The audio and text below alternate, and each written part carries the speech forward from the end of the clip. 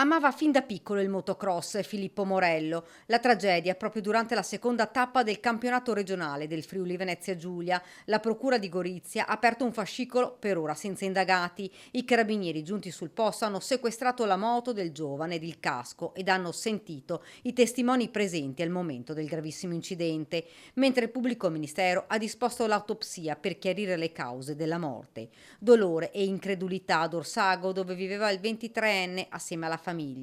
In via Corridone è calato il silenzio, nell'abitazione la disperazione di mamma e papà che hanno assistito alla caduta mortale del figlio. Il giovane, sbalzato dalla moto, è stato travolto da altri piloti. A nulla sono serviti i soccorsi tempestivi e le manovre di rianimazione dei medici intervenuti con ambulanze del soccorso. Il 23enne è morto su quelle piste che lui amava tanto. Il sindaco di Orsago, Giancarlo Mion, è andato ad abbracciare la famiglia, chiusa nel dolore. Non abbiamo neanche parlato, ci siamo solo abbracciati perché è un momento difficile, duro.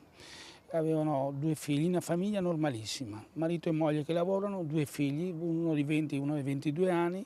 Filippo aveva la passione, aveva la passione del motocross, ha fatto una gara in Friuli, era anche portato per il motocross, mi diceva il papà, perché comunque era in testa, è caduto e quello che lo sopraggiungeva gli ha piombato addosso e non poteva evitarlo, mi ha detto anche suo papà. Un bravo ragazzo, lavorava a Cordignano presso la ditta SCM, sconvolti i colleghi appena appresa la tragica notizia. Sì, lavorava da circa 3 anni, era una persona splendida, una perla rara, al di là di tante cose, veramente era una persona gentile, molto garbato e sempre disponibile, ma anche molto bravo.